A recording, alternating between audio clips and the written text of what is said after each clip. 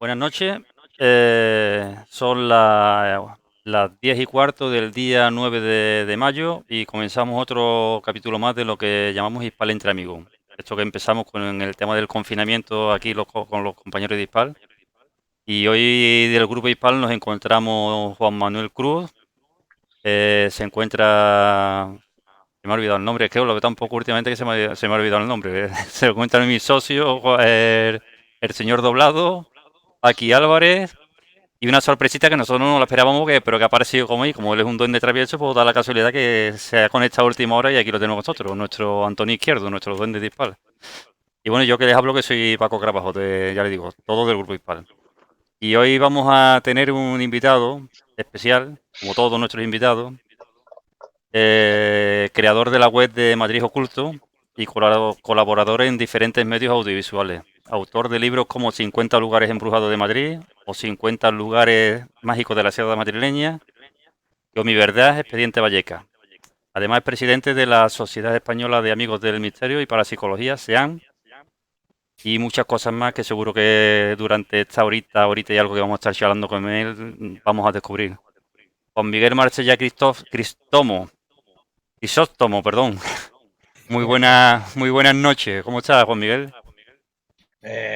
Pues la verdad es que muy bien, muy agradecido porque me hayáis invitado todo el grupo SPAL para contaros esta noche un poquito sobre mí, sobre mis experiencias y demás.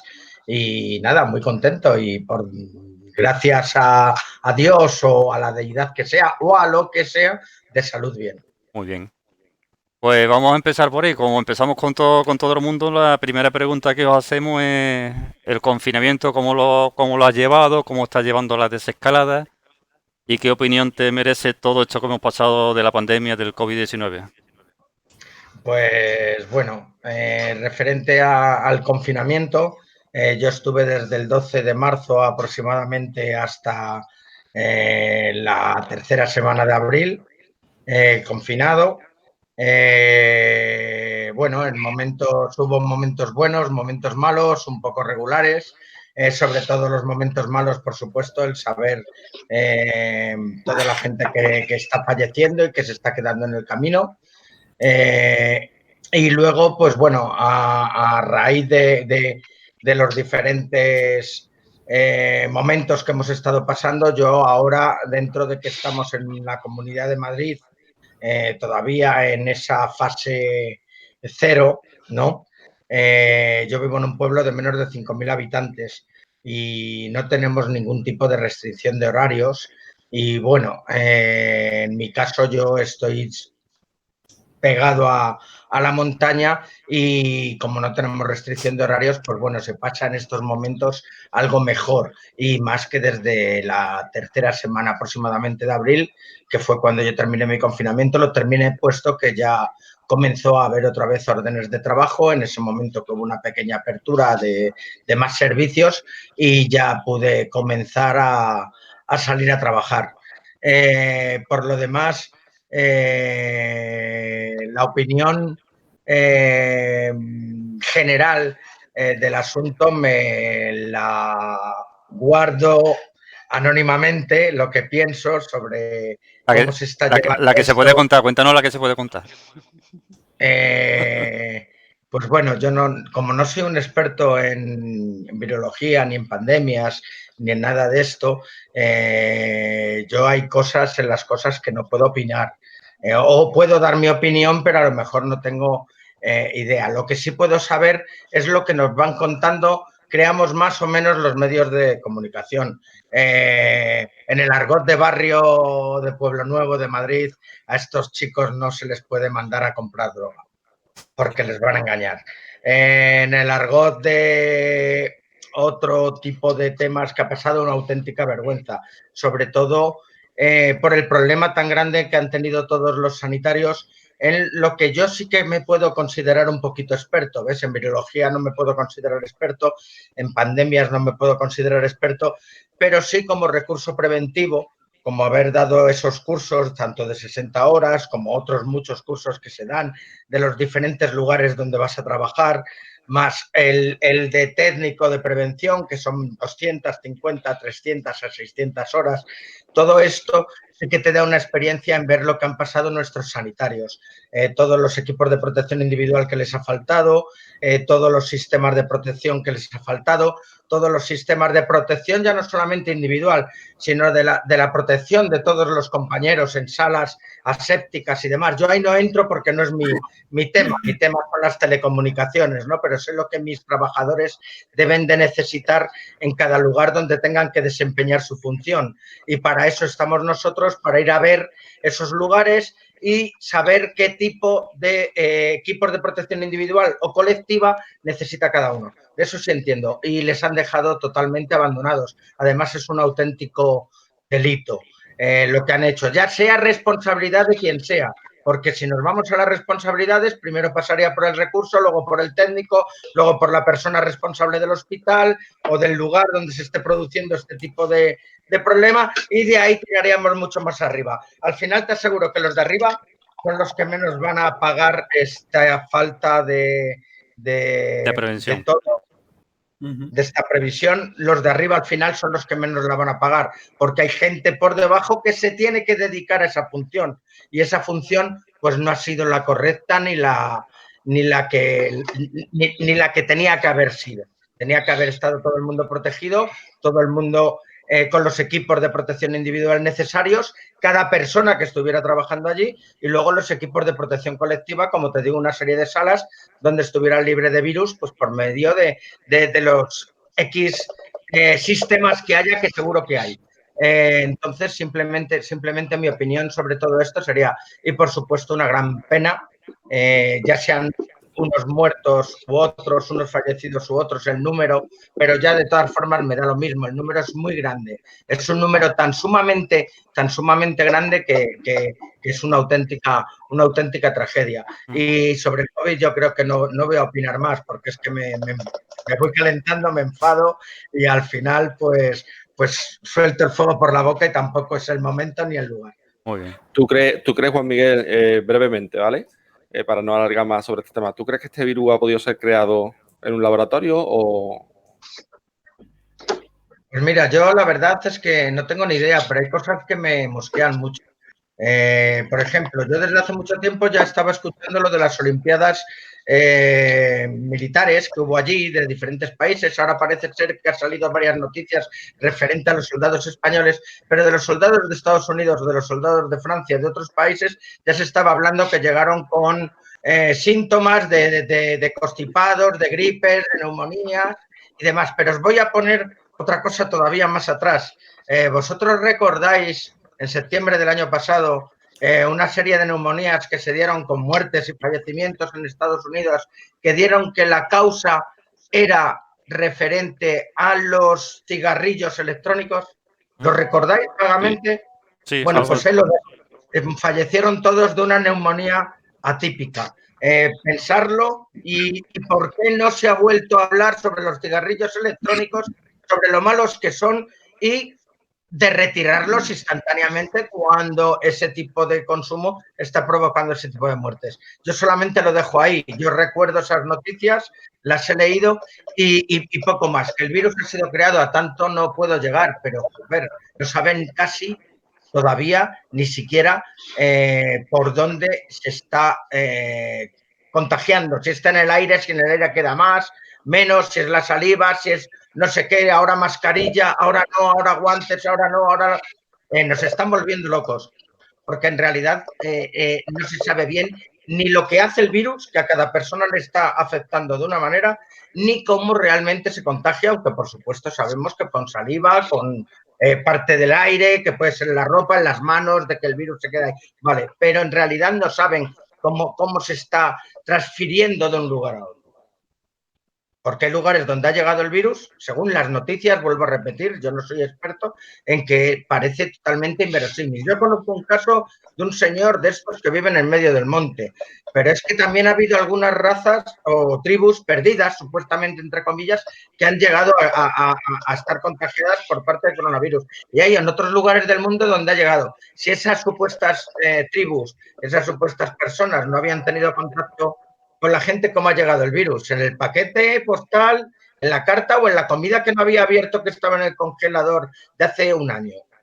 Porque en el caso del Monte, todo lo que tiene son en arcones y lo tiene ahí durante todo el año. A lo mejor baja 3 veces al pueblo o a los pueblos. Entonces, no sé, son cosas bastante extrañas. Pero como te digo, no soy experto y tampoco puedo dar una opinión real de ello. Socio. Vamos a ver, Juan. Vamos a dejar ya aparte el tema del coronavirus y una preguntita que tengo que decirte. Bueno, he visto que hay 50 lugares mágicos de la Sierra de Madrid. De ellos, cuando tú has estado investigando y has estado visitando esos sitios, de ellos, para ti, ¿cuál ha sido el que más energía te ha transmitido? Es que ahora juego con ventaja en esto que te tendría que decir. Mira, para mí el lugar, uno de mis lugares favoritos es todo el Monte Abantos, toda la zona del Escorial, donde están las apariciones de la Virgen. Son varios capítulos de 50 lugares mágicos de la Sierra Madrileña. Para mí... ¿Cuál es el que más te ha impactado? ¿Con cuál te has sentido más? Es lo que te digo, sería todo lo que es toda la zona del Real Monasterio del Escorial y todo lo que le rodea. Es que sería más amplio que cuál. Es que todo está relacionado entre sí en ese lugar. O sea, en el Real Monasterio del Escorial está relacionado el Monte Abantos, están las sillas, los monumentos betones que le rodean, los bosques que le rodean, las apariciones que le rodean. O sea, es que todo es un conjunto de fenomenología que es lo que hace que este lugar sea tan especial. Vamos a centrarlo en el Real Monasterio del Escorial, que es una auténtica joya llena de leyendas, llena de misterios, llena de auténticos símbolos y todo tipo de datos ocultos, porque es que aunque no lo sabe mucha gente, es que vas paseando y a lo mejor con gente que está trabajando allí te dice, mira ahora esta pared que has pasado 20 veces y nunca ves nada y según como le esté dando el sol, pues ves una serie de símbolos u otros. O sea, simplemente con eso también te estás llevando sorpresas. Seguramente yo pondría el Real Monasterio del Escorial, pero claro, es que es todo lo que le rodea también. Juan Miguel, un lugar que tú has tenido ocasión de fotografiar que a mí me llama mucho la atención es la Catedral de Justo Gallego. Sí. Es un lugar, fíjate, yo lo conozco desde hace muchos años. Justo es un señor peculiar. Ahora mismo tiene 95 años aproximadamente. Los cumple el 20 de septiembre de este mismo año, porque él nació en 1925. ¿Y sigue actualmente haciendo cosas?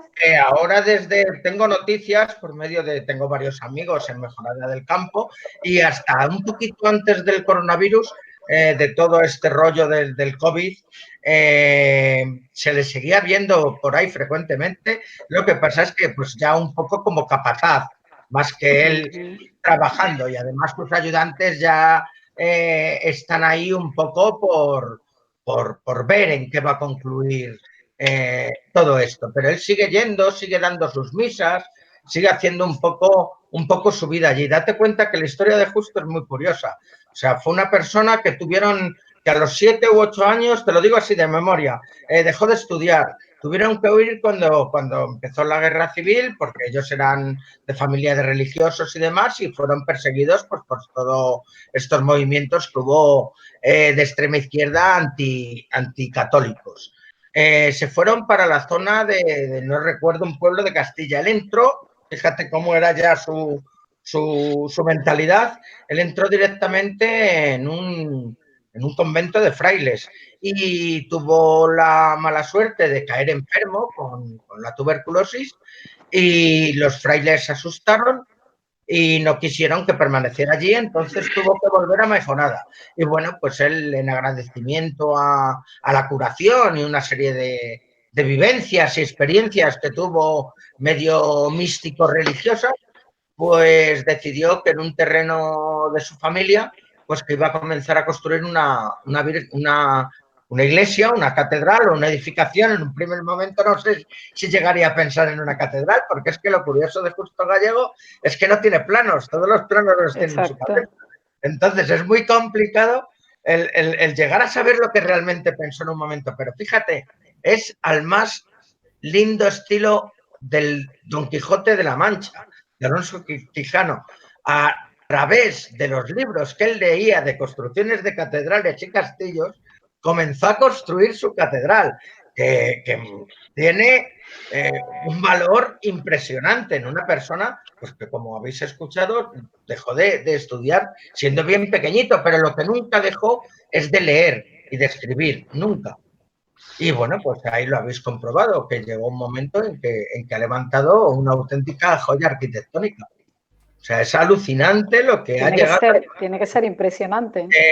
Yo recomiendo a todo el mundo, porque yo tengo un mal sentimiento en esta obra. Que cuando Justo se vaya, el lugar va a ser donado, supuestamente, a la iglesia, al cardenal de Madrid o a la iglesia que pertenezca, no sé cómo se llama exactamente, ¿no? Pero supuestamente lo va a donar Justo. Y yo no sé si lo van a llegar a conservar. Es algo que supongo que lo intentarán respetar después de todo lo que pasó con el anuncio de Aquarius, con todos los reconocimientos de diferentes ingenieros y arquitectos en el MoMA, siendo nombrado el mejor arquitecto de principios del siglo XXI, siendo, pues claro, un poco reconocido en vida, que Justo hay que reconocerle que ha tenido esa suerte, muchos otros no. Su obra ha sido reconocida en vida. Lo que yo no sé si la van a llegar a mantener. Ha habido varias veces que la han hecho tirar, han estado allí las propias grúas. O sea, hay una serie de cosas que lo han intentado ya. Entonces no sé yo si en un futuro tendremos suerte o no de poderla visitar. Por eso os digo que os deis prisa, que la visitéis, que os va a impresionar, y sobre todo lo de arriba. Es que todo lo que veáis os va a impresionar por saber cómo está hecha. Si os lo habrían dicho que el colegio de arquitectos tal, con el señor tal, que ha firmado el proyecto tal, a lo mejor todo el mundo decía, madre mía, qué maravilla. En este caso ha sido una persona autodidacta totalmente en todo lo que ha hecho. ¿Sabéis cómo hacía las columnas? Con bidones. ¿Cómo? Con bidones. Cogía los bidones grandes de estos de gasoil o de aceite, de estos que son así muy grandes, y les abría con un abrelatas, los abría por arriba y por abajo, y los iba echando el hormigón dentro, y los iba colocando el otro, iba echando el hormigón dentro, y así hizo las columnas. O sea, alucinante lo de este señor. O sea, ¿Dónde te has quedado sin imagen? No sé si estás por ahí con nosotros o no, o te has escapado. No, ¿dónde no está? ¿Dónde se ha ido? Bueno, pues a mí, Juan Miguel, yo de las veces que he ido por Madrid, el lugar que más me impresiona también es San Lorenzo del Escorial. La última vez que estuve por ahí estuve con familiares míos, con mi primo Carlos y su familia, y me llamó mucho la atención. Y posteriormente, pues claro, me puse a leer mucho sobre él, el tema de las puertas del infierno. Y a nosotros que en Hispal nos gustan mucho las leyendas, yo hay una leyenda que me gustaría que tú nos comentaras también. Yo la sé, pero lo mismo los compañeros no la saben, que es la leyenda del pedo negro. ¿Del? Del pedo negro. Sí, Juan Miguel no la contará mejor que yo. Bueno, pues en los últimos momentos de la vida de Felipe II, pues debido pues, a las diferentes medicinas, vete tú a saber cuál de ellas, no podía ser el mercurio o cualquiera de ellas, pues llegó a tener un montón de visiones. Entonces, en sus pesadillas, pues comenzó a ver a un enorme perro negro que se le iba viendo pues por las diferentes estancias del Escorial. Entonces el monarca iba huyendo de él y bueno, pues entró auténticamente en paranoia. Llegó tal paranoia que mandó a la gente el darle caza.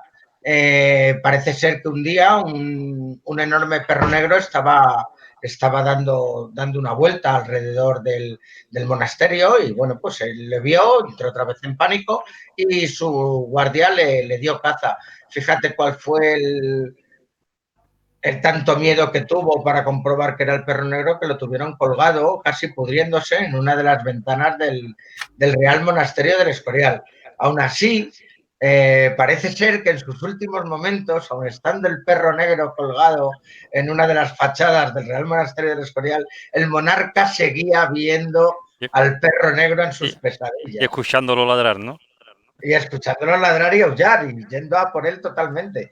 Dicen que se cambiaba todas las noches de habitación para que sus espíritus no lo veían, y siempre en su habitación principal estaba rodeado de los cuadros del Bosco, aparte de otras miles de reliquias con las que dormía y otro tipo de llegar a tener hasta el Santo Sudario y diferentes reliquias del momento, pues para intentar curarse. El propio Real Monasterio del Escorial, sus cimientos, sus columnas, algunas de las torres están totalmente plagadas de reliquias por esta afición que tenía el monarca. ¿Es cierto, Juan Miguel, que la zona baja del monasterio era antiguamente una mina, que por eso se le llama las puertas del infierno? A ver, hay varias cosas. Mira, tengo que decirte, por ejemplo, que en el libro de la Montería de Alfonso XI ya te sale como Val del Inferno. Luego había una que era Villaferreras, que allí era donde estaba una minas de hierro. Y hay una leyenda, hay dos leyendas muy curiosas. Fijaros, una que está escrita en escritos en el monasterio del Escorial, creo que recordar del propio Lorenzana, en la que Fray... No, ahora mismo no te lo puedo decir, pero hay una que está escrita, bueno, las dos están escritas, pero una se le está contando uno de los frailes en unas cartas a otra persona. Y hay una curiosidad muy grande. En una te hablan de un extraño animal que sale de la propia mina, de la propia cueva donde están sacando el hierro, que agrede a gente, que había secuestrado, que alguna vez había metido para la cueva a algún niño, una serie de cosas. Pero lo que nos está contando en este caso este fraile es de un remolino, como una especie de viento huracanado malévolo que se levanta de esa zona y llega un momento a llevarse tiendas que uno de los mástiles o de los palos casi golpea al propio monarca, que es lo que hace que se decida el propio Felipe II a construir ahí el Real Monasterio para intentar tapar la boca del infierno. Las dos leyendas están ahí, pero fíjate, la mina sí que parece que existía, pero no tiene nada que ver, como mucha gente cree, que es por lo de Escoria, del Escorial, porque las escurias son árboles, es un tipo de árbol, no tiene nada que ver con la escoria de la mina de hierro. Pero sí, las dos relacionadas siempre con la boca del infierno, aunque bueno, para alguien más del siglo XX, que entre el XIX y el XX, la boca del infierno estaba en otro sitio, que también hizo un monumento. Creo que vamos a ir ahora a él. Sí. Juan Miguel, he podido ver el artículo tuyo, ¿no?, que habla de simbología oculta en el Valle de los Caídos. Háblanos un poquito de esta simbología. Hombre, tienes simplemente cuando llegas allí, la zona donde está Cuelgamuros. Cuelgamuros era un lugar también que ha sido sagrado desde hace milenios por los celtas betones, que eran los habitantes que vivían por allí. Es una zona también que está dentro de ese Valle del Infierno, que ya nos contaba Alfonso XI, aunque el libro de la Montería está relacionado con todo el tipo de caza que había por ahí, no de ningún misterio ni nada, simplemente se denominaba Val del Infierno, por algo sería el tema, o por los animales salvajes que había, o por lo que fuera, ¿no? Una vez que comenzaron a construir, te encuentras la cruz más grande del mundo, en piedra. Una piedad con un aspecto bastante mortal, más bien de muerte, sujetando un cuerpo. Cuando entras por un túnel, te encuentras a un montón de arcángeles y diferentes seres encapuchados, sujetados dos espadas, controlando un pasillo. Cuando entras al altar mayor, donde estaba el general Franco, y justamente en la parte trasera, a José Antonio Primo de Rivera, te encuentras a los 4 arcángeles, cuando normalmente, con todo lo católico que era Franco, el 4.º arcángel no aparece en ningún texto ningún texto cristiano ni ningún texto católico. Te aparece en algunos libros de judíos y sobre todo en escritos árabes. Estamos hablando de quien más conocido para ahora para los cristianos es Uriel, o para él o para la parte árabe, que es el mismo arcángel, pero con otro nombre que significa lo mismo, que es Azrael. Azrael es un ser muy curioso. Sería la persona que rige el invierno, sería la deidad que regiría la tierra y sería quien escribiría el inicio de la vida y el final de la vida. Y sería en el momento del Armagedón el último ser que quedaría en la tierra para escribir el último libro, es no de morir, sino de irse con los suyos, por supuesto, es un arcángel más. Pero sería la última persona que quedaría para supuestamente apuntar ese último nombre. Ya ahí te dice un poco la idea que tenía entre cómo poder llegar a un lado, cómo poder llegar a otro, o qué tipo de pensamientos. Hay que pensar que él siempre, yo no me puedo meter en la figura del caudillo porque no lo he estudiado, tampoco soy sociólogo ni psicólogo, pero en su forma de pensar tenía en algunos momentos era un melomano, quería algo grandioso, quería la obra de todo lo que se había conseguido, el que pensaba realmente que había sido por su gran creencia en Dios y en ese esoterismo religioso cristiano, aunque él nunca rechazó realmente el Islam ni a los musulmanes y ni siquiera contenerlos dentro de su propia guardia, dentro de su propia tropa. Con engaños o no, como nos han contado muchas leyendas, igual que no nos engañarían a nosotros, tampoco les engañaban a ellos. Eran gente que estaban curtida en guerras, eran mercenarios y él en ningún momento les ponía ninguna restricción. Posiblemente toda esta mitología de este ángel la hubiese aprendido en todos sus años que estuvo en África con la otra cultura y comunicándose con la otra cultura, por supuesto, aprendiendo. La gente siempre le da un aspecto de una persona inculta. De inculta no tenía nada, era una persona que leía mucho de lo que le interesaba, por supuesto, como la mayoría de la gente, y era una persona que cuando quería investigar algo lo investigaba muy a fondo. Otra cosa es que luego le dejaron entrar o no en diferentes sociedades, en diferentes asociaciones y en diferentes lugares. Ese es otro cantar de Mío Cid que no vamos a contar ahora porque nos saldríamos del tema. Rocío. Vamos a ver, Juan, tú en uno de tus vídeos hablas de...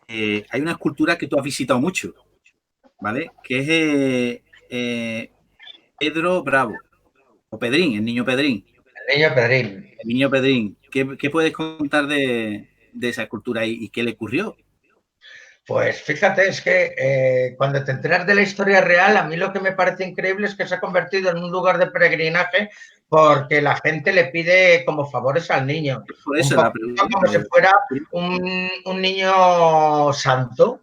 En realidad el niño nunca ha sido santo. El niño fue un niño secuestrado en las épocas de Navidades del año, creo recordar, 1891, en ese mes de diciembre de 1891, en el que, bueno, pues desapareció justamente el día de Nochebuena de la puerta de su casa. Comenzaron a haber unas pesquisas y qué ocurrió con el niño Pedrín.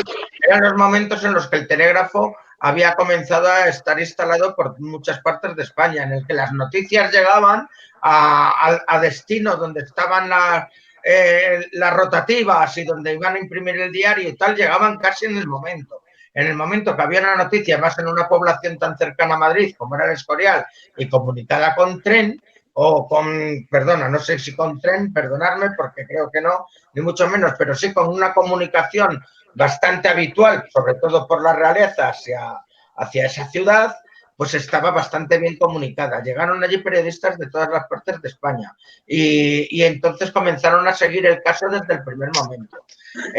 La policía, la Guardia Civil, estuvo haciendo unas pesquisas por diferentes lados del pueblo, pero no encontraron nada. Hasta febrero del año siguiente, en el que unos ingenieros de montes, que en estos momentos estaban comenzando la reforestación de Abantos. Abantos estaba totalmente pelado, ¿vale? Pero pelado, era roca y tierra.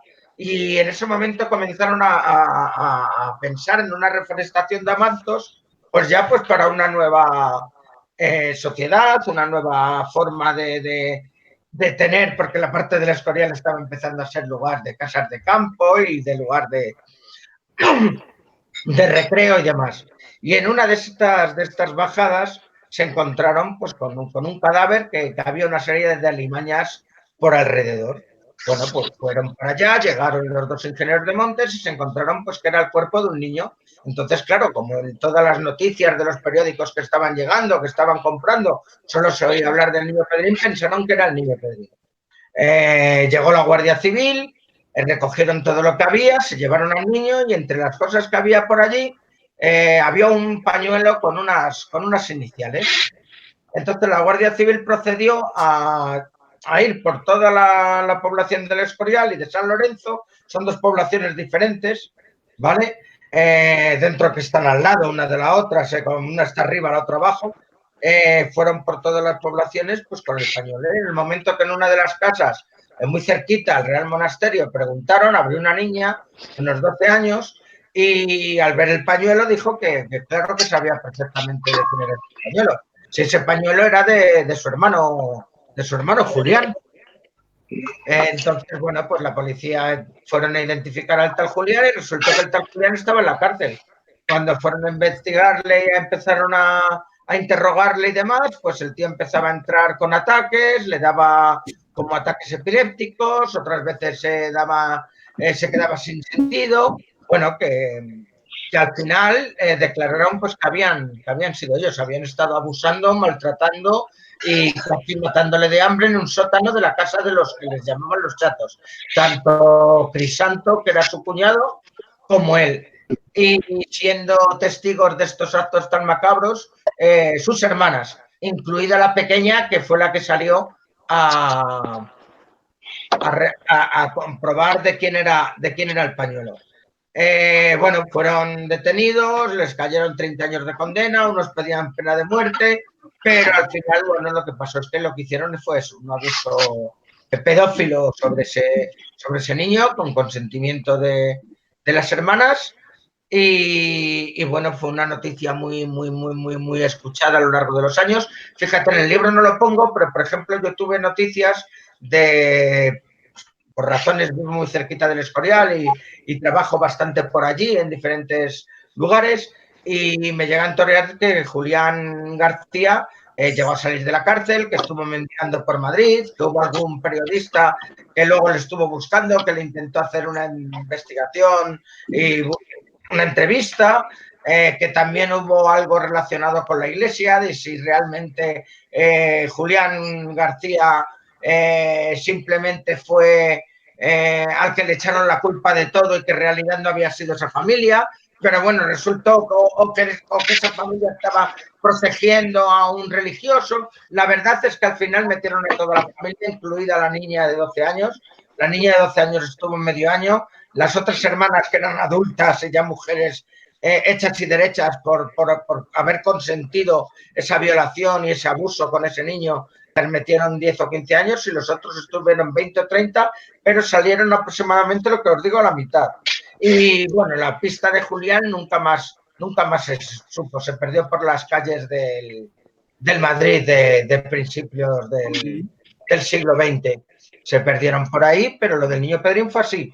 Montaron la cruz de piedra, lo hicieron en su honor y realizaron una serie. Desde entonces, pues hubo gente que comenzó a decir que parecía que cuando le iban a rezar al niño Pedrín o cuando le iban a llevar algún regalo o demás, pues que se lo ofrecía de otra manera. Pero bueno, es algo que, si os dais cuenta, en la zona del Escorial es tradición, que ya con un niño que falleció, pero tienes también la zona de la Virgen de Prado Nuevo, tienes otras 2 vírgenes más. Si Prado Nuevo está aquí, aquí tienes la Virgen de la Herrería, justamente en el mismo bosque de la Herrería, que pertenecería a todo hace años, y en la otra parte tienes otra Virgen más, que es la más conocida de la zona. Ahora mismo no recuerdo no recuerdo el nombre, pero tienes otra en donde está la pesada del diablo, donde también ha habido una aparición, o sea, es algo que ya se ha dado en el Escorial de siempre, es más, en escritos también de Cartas al Escorial, de Lorenzana y de otros autores, también te cuentan esto, que antes de que el cristianismo apareciera ya la dona o Nuestra Señora se aparecía por estas tierras. Hay algo así escrito por ahí. Juan Manuel, otro caso de una niña muy conocida en el Misterio Nacional en Madrid es la niña Raimunda del Palacio de Linares. Raimundita. Raimundita. Sí. Sí, hombre, el Palacio de Linares es uno de esos lugares que a mí siempre me ha gustado mucho. Todo lo que es el edificio, la historia que había detrás, la historia antigua y demás. ¿Qué ocurrió? El Palacio de Linares llegó a televisión en los años 90 con mucha pomposidad, en diferentes programas, en diferentes medios, en diferentes grupos que estuvieron realizando diferentes experimentaciones. Y entre ellos pues hubo una persona que en esos momentos decía que estaba escribiendo un libro con los datos históricos del palacio y con una historia que se habían encontrado una serie de fenómenos paranormales. ¿Qué ocurrió? El Palacio de Linares siempre ha tenido y sigue teniendo fenomenología paranormal. Es un lugar donde yo te puedo contar que los trabajadores de ahora lo desconozco, pero cuando yo visitaba ese lugar, los trabajadores por la mañana encendían el hilo musical para que ese momento estuvieran ya tranquilos. Y además ellos normalmente hacían cosas agradables para hacerlo. Era un lugar en el que se quedó casi en una leyenda debido al gran fraude de las psicofonías estas famosas que hubo de esta falsa doctora Cuevas, que resultó ser luego pues una persona que estaba buscada hasta por la justicia, ¿no? Pero que fue la que se inventó una historia, metió una serie de grupos, también estaba por allí el profesor Tristan Breaker y otro. Luego hablamos de él. Te conecta a no sé cuántos y claro, al final todo se quedó como si fuera un burdo insulto y un burdo fraude, cuando no, de mucho menos. Hayan vivido fenómenos paranormales desde seguridad, policía, en reuniones, grupos de investigadores serios, se han captado diferentes sonidos y diferentes luces que a lo mejor actualmente podríamos darles algunas explicaciones, entonces nos las dieron. También se ha visto la supuesta imagen de alguien que realmente había fallecido en una reunión de varias personas muy importantes, y lo que me contó a mí un carpintero, que no iba a sacar nada por contarlo, ni estábamos tomando botellines después de trabajar, ni nada de eso, es realmente para saber que allí pasa algo. Estaba con una escofina, estaba arreglando unos peldaños que había, que eran de madera, y estaba, bueno, pues la dejó un momento apoyada en uno de los peldaños, fue a coger otra herramienta, cuando miró no estaba la escofina. Y la escofina se ha caído por abajo, por arriba, no se podía ir por ningún lado, es 1 metro de peldaño como mucho, y bueno, pues el hombre tuvo que ir otra vez a su herramienta para coger otra escofina, porque no sabía lo que podía haber pasado, y en el momento que comenzó a trabajar con la otra escofina, de la nada cayó esa escofina casi dándole en la cabeza. Eso le pasó a este señor. Llamadas en el momento que estaban las líneas de Ibercon empezando a sonar en diferentes plantas, perros que no querían subir a la parte de la primera planta a hacer la ronda, o sea, una serie de historias que se quedaron un poco de lado, y la gente se fijó más en la maldad que habían hecho unas personas que con todo lo que llevaba arrastrando el edificio, sin ninguna persona haciendo maldad, o sea, sino con cosas cuando el edificio estaba totalmente cerrado. ¿Dónde? ¿Te has vuelto? Me toca. Yo le quiero preguntar del tema del hospital de Guadarrama, porque es que yo he estado allí, directamente yo he estado allí con un camión llevándole propano a ese famoso hospital, y ahora lo he conocido ya que está abandonado, que está... Yo me gustaría que me dijera si él estaba allí, que me dijera las sensaciones que ha tenido. Yo sí las he tenido, porque yo estaba allí. He estado allí en la zona de cocina, si conocéis el hospital, he estado allí con el camión, he estado en la zona de cocina, he estado dentro, he visto el tema de lo que son los pisos, ¿no? Hasta que llegan arriba son 4 o 5 pisos, no sé si lo recuerdo bien. A mí me han chocado mucho siempre, desde que he llegado allí a descargar el propano, me han afectado mucho bien los enfermos allí asomados al balcón, o bien curándose o bien obligados a curarse en ese aspecto. Vale, yo quiero preguntarte que cuando te refieres al Hospital de Guadarrama, ¿te refieres al hispanoamericano, al de la Tablada? ¿Te estás refiriendo en el caso de los Molinos? No, al de la Marina. O sea, entonces te estás refiriendo al de los Molinos. Te estás refiriendo al de la Marina. Vale. Claro, yo es que el hospital de Guadarrama, aquí nosotros tenemos como si fuera el hispanoamericano, que está en la propia población de Guadarrama, que ya no existe, ya es otra cosa.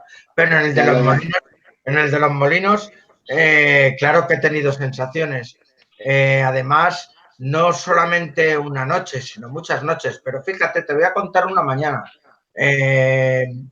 Fuimos a grabar un reportaje con un reportero de la Radio Nacional Sueca, que están haciendo un programa en español hace muchos años, año 2006 aproximadamente. Un programa en español allá en su país referente a varios casos que le gustó. Vio la página Madrid Oculto, le interesó algunas cosas de las que habíamos sacado y quiso venirse con nosotros. Cuando llegamos a la tercera planta, hay una de las... Vamos, esto os lo prometo por lo que más queráis, no me ha vuelto a pasar algo así.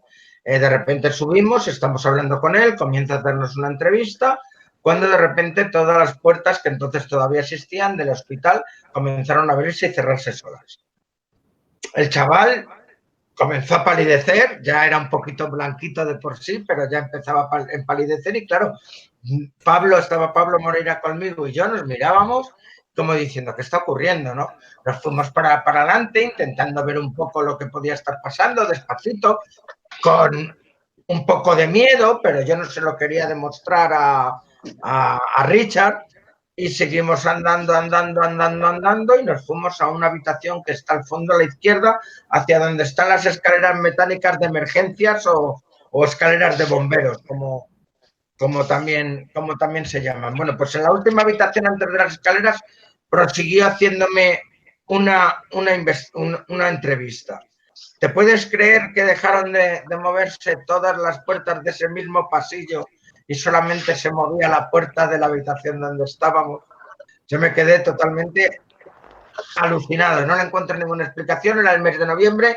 Tengo que recordar que hacía bastante calorcito, pero la sierra se ve estupendamente desde allí, tanto el monte donde está el árbol solitario de la propia población de Los Molinos o de Colmenar, que puede ser, como todas las montañas de Navacerrada y demás, había nieve. Lo conozco. Es que se quedó sorprendido este hombre. Bueno, pues bajamos, la sensación todo el rato como que alguien teníamos detrás, nos fuimos a la plaza para comer y ya por la tarde, cuando le dijimos de que si continuábamos con la entrevista, dijo el chaval que no, que lo dejáramos para otro momento, que se tenía que ir a Leganés a grabar y que ya había tenido suficiente. De esas en Los Molinos unas cuantas. Y fíjate, Pablo se ha llegado allí a quedar dormido solo, totalmente, en la parte de arriba donde las guardillas. O sea... Yo te quiero contar una cosa. Yo cuando iba allí con el camión a reponer propano para lo que era todo el hospital, ¿no? De la Marina y lo que eran las cocinas y tal, conmigo no quería estar nadie. Nadie. Llegaba el del butano, como decían, ahí está el de butano. Me daban las llaves para yo reponer el tanque y no quería estar nadie conmigo. Nadie. Yo no me extraña. No Yo lo de sé. todas formas Mira, te voy a decir una cosa. Paco se está quedando flipado, pero yo, todo ese tema, vamos, es así, es así. ¿Sabes quién van a hacer allí pruebas? No lo sé. La Guardia Civil, la Policía Nacional y demás, de esos que se ponen a jugar a los escenarios con las pistolitas y demás, pues eso lo hacen allí en Los Molinos ahora. Lo utilizan como pista, ¿no? Sí. Lo utilizan Bueno. como, sí. Y más de una vez tengo datos de que han disparado a sombras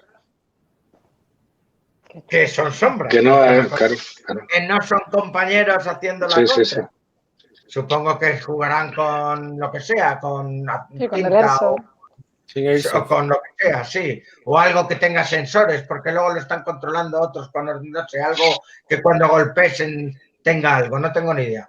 Pero eso sí lo sé, te lo digo de ciencia cierta. Es un sitio que todavía Pues sigue con mucha situación.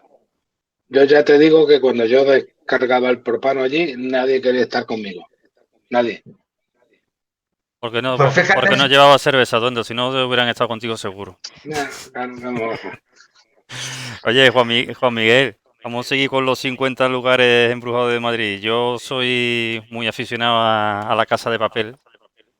Y yo lo de La Casa de Papel pues, que creía que era ficción, que eso de que la cámara acorazada se hundía en agua y que los lingotes de oro se protegían. Y curiosamente me da por bichearte en tu muro y veo que de ficción tenía más bien poco, que es cierto, ¿no? eso, totalmente cierto, claro. Yo pensaba que era ficción. O sea, lo del Banco de España, Sí. no. Y además es un arquitecto, perdón, un ingeniero navarro, no te lo pierdas. Hay otra caja exactamente igual, estanca, que se inunda en un banco austriaco, me parece recordar. Es una obra de ingeniería realmente acojonante por este señor, no recuerdo su nombre, que una pena, porque era un auténtico monstruo en este tipo de genialidades. Fijaros, el agua lo coge de la diosa Cibeles, pero estamos hablando, aparte de los misterios que tenga el Banco de España, si se aparece una monja o no, o qué es lo que podemos buscar o no, estamos hablando de que estás bajando un montón de plantas para abajo en un ascensor que solamente te abren con un permiso súper especial. Luego tienes que pasar otras dos puertas súper blindadas hasta llegar a otra sala donde abres no sé cuántas toneladas, donde tienes no sé cuántos millones de monedas de oro, donde tienes un montón de toda la riqueza supuestamente del Reino de España. A ver, todo eso, en caso de que tuviese la más mínima alarma de que la están intentando sabotear o robar, directamente lo primero que hacen es todas esas puertas que os acabo de hablar, esas tres puertas súper grandísimas, ya la última es descomunal, se cierran solas. Y de repente comienza a abrirse ciertas zonas de la parte superior en la que el agua de la propia diosa Cibeles y del lago donde están los... porque justamente ahí desembocan, hay como una especie de lago subterráneo, ¿de acuerdo? Donde desembocan una serie de arroyos subterráneos, entre ellos el arroyo Abroñigal y algunos otros de las zonas de Madrid de toda la vida. Bueno, pues todo ese agua del que se está administrando se iría totalmente para abajo durante un montón de horas hasta que se evitara totalmente el robo, la gente que tuviese oxígeno o lo que fuera se la acabara, y luego tiene un drenaje especial en el que ese agua volvería otra vez a dar el servicio al lugar de donde lo había sustraído. O sea, es una obra de ingeniería realmente apasionante. Ahora supongo que habrá cambiado, será de otra manera, tendrán otras historias. Pero en realidad eso es lo que hay. Es una de las cámaras acorazadas más difíciles de robar del mundo. Juanmita. Sí, Juan Miguel, háblanos sobre esa leyenda de la antigua prisión de Corte, lo que hoy es la sede del Ministerio de Exteriores. Los gritos de los presos, ¿no? Que se siguen escuchando. La verdad, es uno de estos lugares de los misterios de Madrid donde también es uno de estos lugares antiguos. Estamos hablando también de un lugar donde vivieron algo parecido a lo que estamos viviendo nosotros ahora con este confinamiento, ¿no? A mediados del siglo XIX, con una serie de enfermos de cólera y una pequeña pandemia que hubo en diferentes ciudades de España y demás, y en la que, bueno, pues este lugar siempre ha sido marcado por las torturas, fue prisión de mujeres, tuvo diferentes pasos, pero siempre ha estado marcada por esas torturas que se producían en esas épocas pasadas en las que mucha gente fallecieron. Era tal que ya no siendo prisión de corte, los vecinos seguían hablando pues de esos alaridos fantasmales, de esos gritos y de todas esas torturas que pensaban que se seguían produciendo en el interior de este edificio. Casi han sido leyendas que han llegado hasta nuestros días. Todavía a finales del siglo XIX y principios del XX había vecinos que decían que se producían este tipo de desgarrados gritos pasados en las noches madrileñas, sobre todo en las épocas en las de, pues como siempre, relacionadas con todos los santos o con fechas de esta índole. Juan, yo soy amante del cine de terror y hace unos meses atrás estrenaron una película que se llama Malasaña 32, ¿vale? ¿Qué me puedes contar de la veracidad o lo relacionado con esa película? Es que a lo mejor voy a quedar muy mal. No te voy a engañar, directamente te lo voy a decir. Yo Malasaña 32 me he enterado que existe, me he enterado que la han hecho, le han dado una serie de publicidad, pero no he tenido la oportunidad ni de poderla ver, ni de casi enterarme de qué va la trama. Si nos vamos a un edificio en el que han ocurrido hechos realmente monstruosos, hechos en los que da miedo y terror, nos tendríamos que ir a la calle Antonio Grilo, a la calle Antonio Grilo número 4. Ahí sí que es un lugar donde se ha producido una serie en el barrio de Malasaña, ¿no? Sí, efectivamente, en el barrio de Malasaña. Pero bueno, en Malasaña también, en la zona de Embajadores y en otras zonas, se han producido hechos no tan violentos y tan criminales como los que estamos hablando de Antonio Grilo, pero sí que se han producido diferentes fenómenos paranormales, lugares donde se han producido poltergeists, todo esto sí que se ha dado. Pero si nos vamos a un caso realmente horrible, es el de Antonio Grilo, que es que no estamos hablando solamente la familia del sastre, en lo que mató a martillazos a la familia, ¿no? Luego se voló la cabeza de un tiro. Estamos hablando de otro camisero que apareció con la cabeza totalmente rota también por un martillo. Algo muy curioso, aunque nunca apareció el martillo.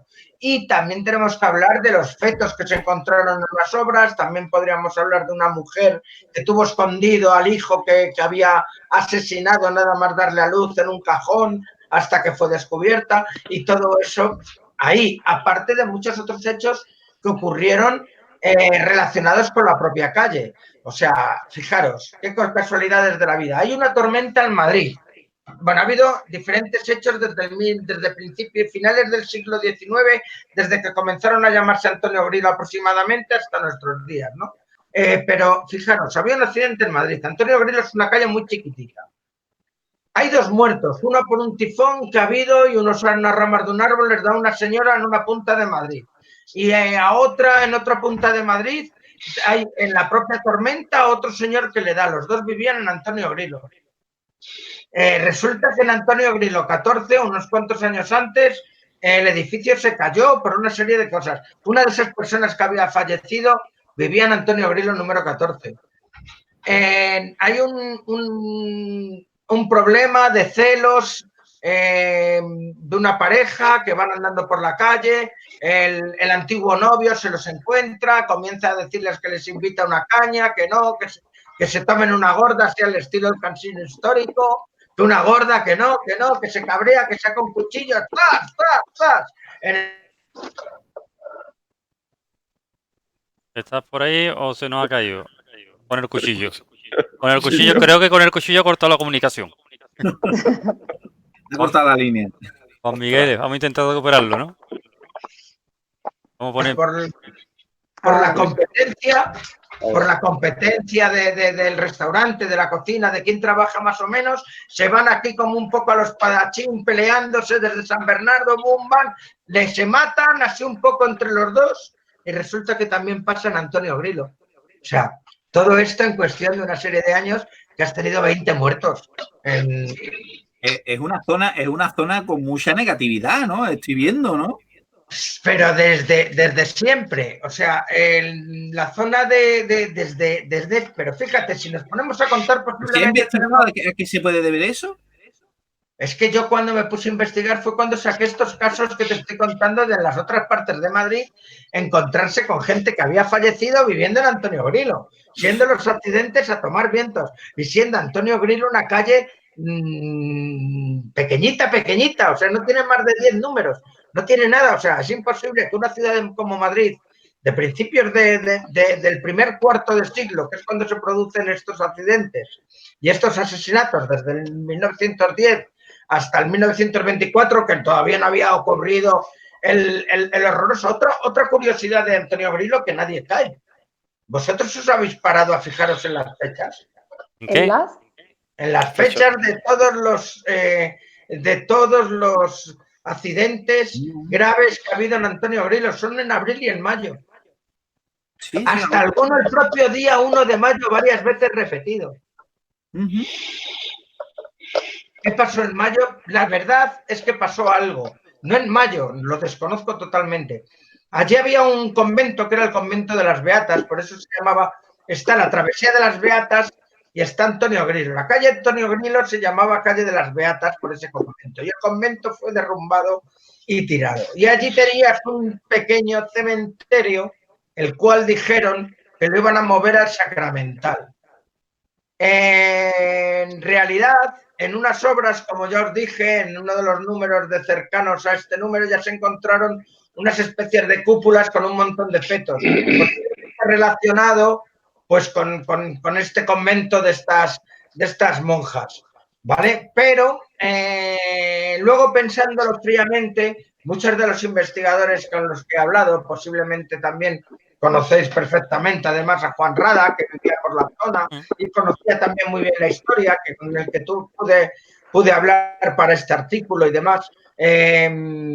Piensa que en ningún momento cuando nos cuentan que van a mover nuestros cadáveres y los cadáveres de nuestros familiares de un cementerio a otro, que normalmente nunca se ha movido absolutamente nada. Se han movido los 4 huesos que están por encima, y perdonar que sea tan frío, hablando de esto como si no fueran restos humanos y fueran casi como... Pero es la forma que lo hacían ellos. Recogían los 4 huesos que se ven por encima, que la gente podía reclamar, unas lápidas bonitas, y lo demás, patapín, pataplón, solera y adelante la construcción del edificio. Y ahí tienes un cementerio completito, al completo en esa parte de la calle Antonio Grilo. Esa es una de las hipótesis que se dan referente a lo que está sucediendo o lo que sucedía. ¿Qué dice que en mayo fue uno de los grandes asesinatos del Jarabo, ¿no? Pues ahora mismo lo desconozco totalmente, no lo recuerdo, pero posiblemente en la época de la primavera la sangre altera. Pero vamos, siempre pasa un poco lo mismo con esas fechas. Mayo es bastante negativo. El 2 de mayo fue el levantamiento del pueblo de Madrid.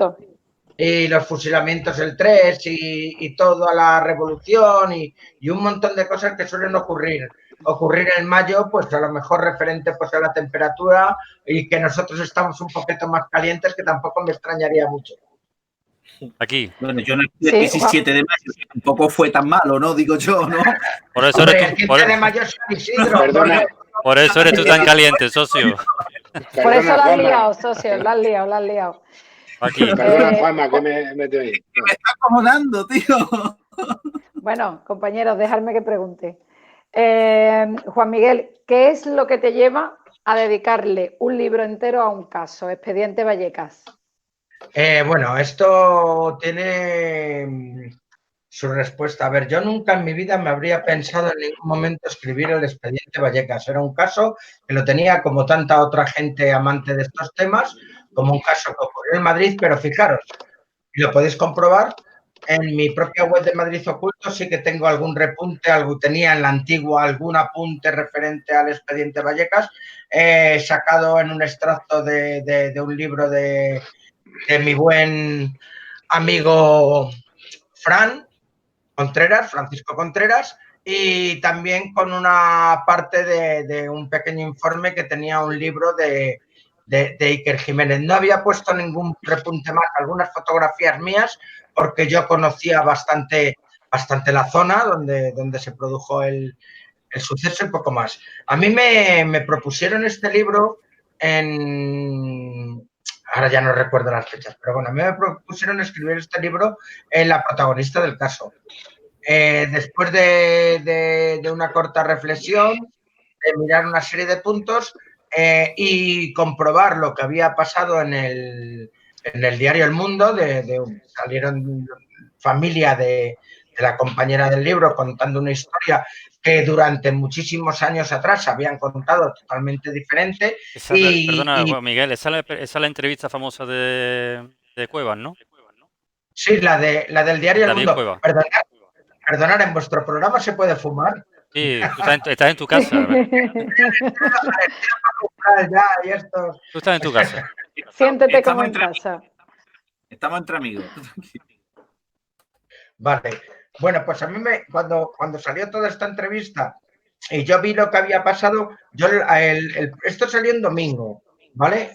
Pues tal que el domingo, el propio lunes, yo hablé tanto con Maximiliano Gutiérrez como con una persona muy importante, bueno, con David Cuevas había hablado, por supuesto, y hablé con otra serie de personas y bueno, yo hablé con Maxi y todavía yo no sabía que iba a haber escrito este libro, ¿vale? O sea, todo esto es lo que os quiero contar. Yo no sabía que iba a escribir este libro todavía, ¿vale? Voy a hablar con otra persona y tal y cual, y justamente a la semana me ofrecen escribir este libro, ¿vale? Yo, como sabía ya lo que había salido en el mundo y yo había hablado con estas personas que estoy diciendo, decidí escribir el libro para conocer la historia que estaba contando Marianela. Marianela tiene una historia totalmente diferente y es más o menos lo que se ha estado contando a lo largo de todos estos años hasta que han cambiado la opinión. ¿Por qué me dio por escribirlo? Pues por contar su historia y por aportar una parte de experiencias o casos o darle un poco de significado a ciertas de las cosas de las que se han estado hablando tantos años, que nosotros a lo mejor sí conocemos de lo que estamos hablando, pero un porcentaje muy elevado del público realmente no sabe ni de lo que es, ni por lo que se puede producir o lo que puede suceder. Simplemente esa ha sido mi opción, contar una historia y poner parte de mi experiencia en casos similares. Ya está, nada más. Pero nunca me habría pensado el escribirlo por mi cuenta, ni siquiera me lo pensé en meterlo en 50 lugares empujados de Madrid. Antonio. Es que me queda así, 50 lugares embrujados de Madrid. Te voy a hablar, Juan, entre Chamberí e Iglesia. La estación fantasma. Vale, lo conoces, ¿no? Sí, claro, es ahora mismo un museo del metro muy bonito que tenemos, además muy bien conservado.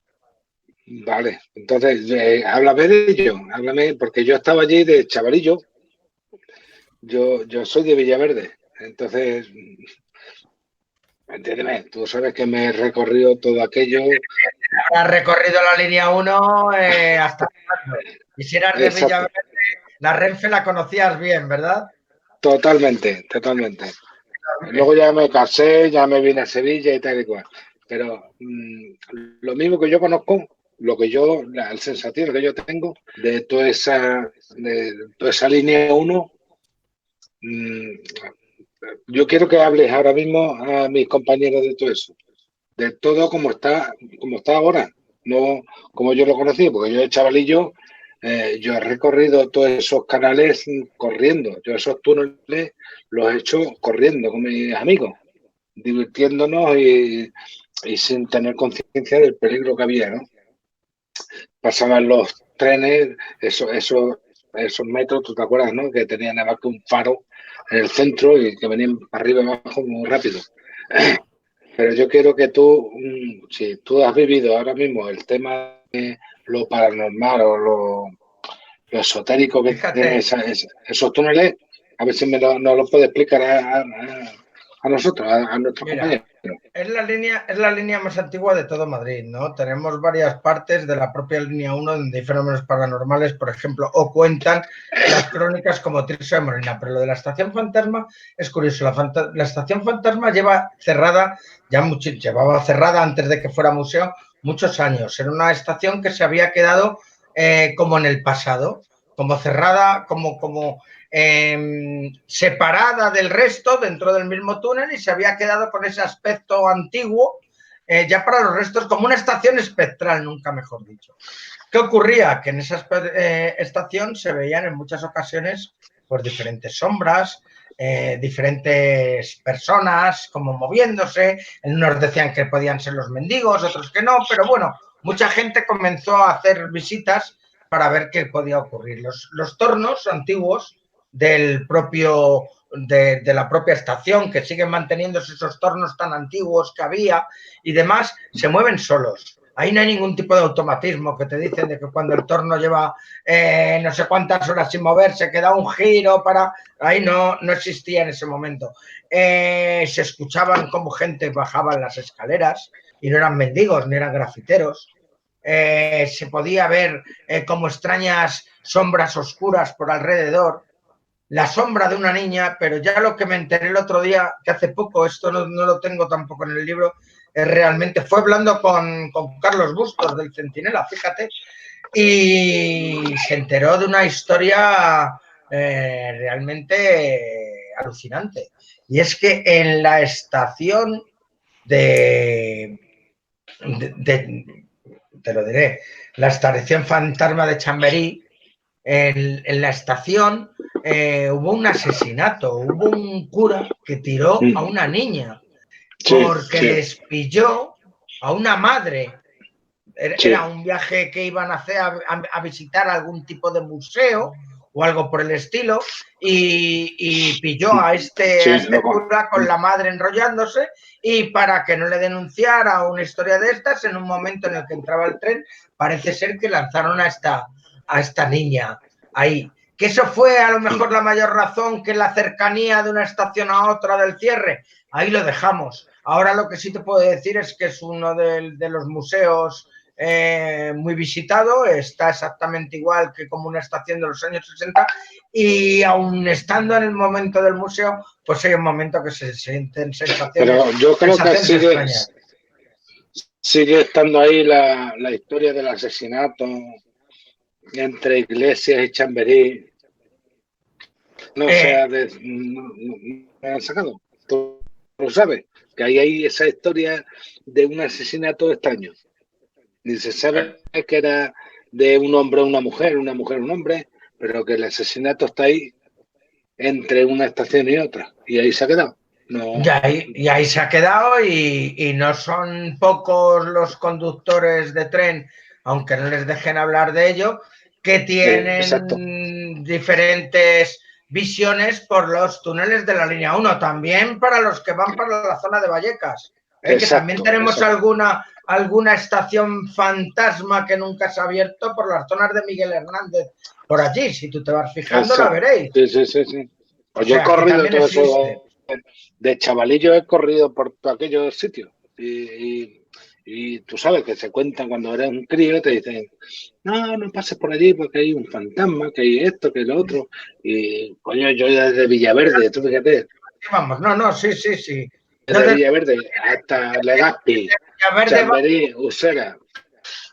Desde Villaverde abajo he cogido la Renfe al vuelo. Te lo digo que desde Villaverde bajo, pero más de una y más de dos y más de 10 veces. Cuando éramos chavalillos. Nosotros íbamos desde Pueblo Nuevo, pero lo hacíamos al revés. Los entretenimientos de Madrid. Ya está. Bueno, Juan Miguel. perdón, compañero, perdón. Yo voy a seguir torturándote con el caso Vallecas. Espera un momentito que me he dejado darme un segundo. Venga. Perdonadme. Sin problema. Nos deja con Lua. Perdón, compañero. Yo que me he venido arriba también al ser cosas de Madrid y cosas de eso, me he venido un poquito arriba. Necesito un poco de... Hidratarte, ¿no? Sí, hidrátate, porque vamos a seguir insistiéndote con el caso Vallecas. Pues bueno, yo también un poquito. Vamos a ello. Escúchame, vamos a ver. Yo en estos días, ya te digo, he estado viendo mucho, he visto muchos documentales, he visto imágenes de la época. Hoy concretamente me he vuelto a tragar la película Verónica, que si la primera vez me gustó poco, esta vez me ha gustado aún menos porque ya creo que conozco mejor el caso. Y creo que no tiene nada que ver la película con lo que sucedió allí en aquel domicilio. Pero tú cuando escribes Mi verdad, Expediente Vallecas, ¿es tu verdad o es la verdad de Marianela? Es la verdad de Marianela. Vale.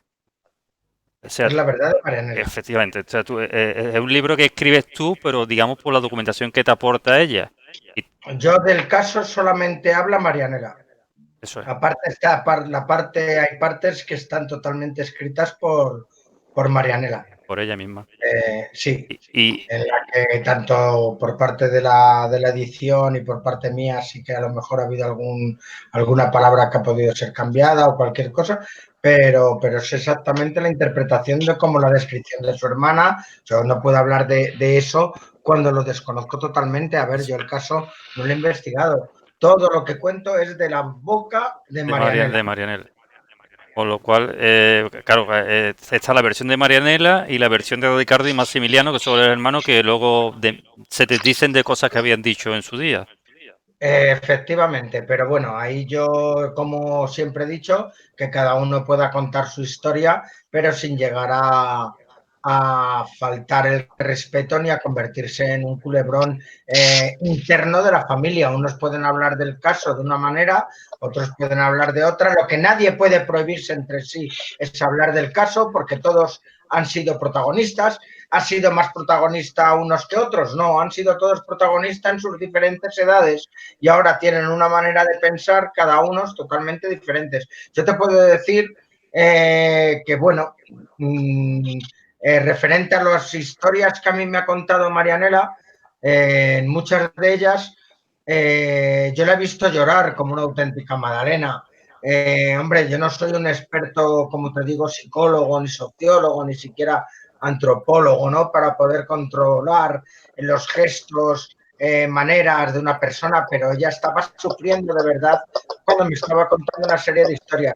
A mí con eso, para ciertos casos, aunque fuera su perspectiva de niña viendo o recordando esas imágenes, que también hay que ver la perspectiva de niños que eran, porque eran niños, yo sí me estoy creyendo lo que me está contando Marianela en ese momento, o cuando me estaba contando otro tipo de datos referente a la hermana. Luego en otros temas, pues bueno, es que son percepciones en las que yo ya no puedo entrar, es que no estaba, es imposible. Entonces, por eso es la verdad. Mi verdad, es mi verdad, pero la verdad de Marianela.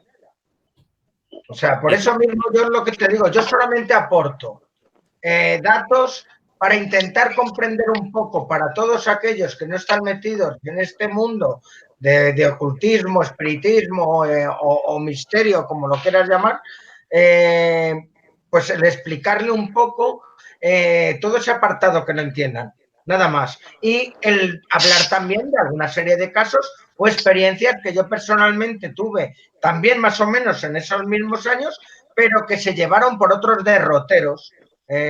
Para mi manera de pensar, mucho más inteligentes y mucho más correctos. Simplemente. Bueno, evidentemente la protagonista del caso sería Estefanía, que es la chica que muere, pero aquí se está hablando de un fenómeno claramente de Poltergeist. Tú no piensas, yo pienso, y creo que he hablado con muchas personas y casi todos coincidimos lo mismo. ¿Tú no piensas que ese fenómeno, más que producido, la persona que lo producía verdaderamente era la madre de ella? Yo creo que lo producían casi todos. Yo creo que fue una acumulación de psicorragias que detonaban en unos momentos y en otros según fueran los casos, porque es que ha habido fenómenos y cosas en las que la madre no estaba presente. Ahí había, en ese momento, mirad, yo solamente me pongo un poco en el caso, tanto de los investigadores que llegaron en estos momentos al lugar, que había que echarle narices, y más la gente que luego comenzó a llevar el caso. Todo el mundo que iba, unos iban pues para hacer el reportaje, otros iban de medios de comunicación para hacer el reportaje y ya está, y otros para sacar, vamos a llamarlo tajada, con las palabras típicas. Tenemos una serie de programas muy amarillistas de la época, los cuales yo era uno de los que los veían, ¿no? Como era el propio Mississippi de Pepe Navarro o cualquiera de los programas que salían, pero sobre todo el de Pepe Navarro.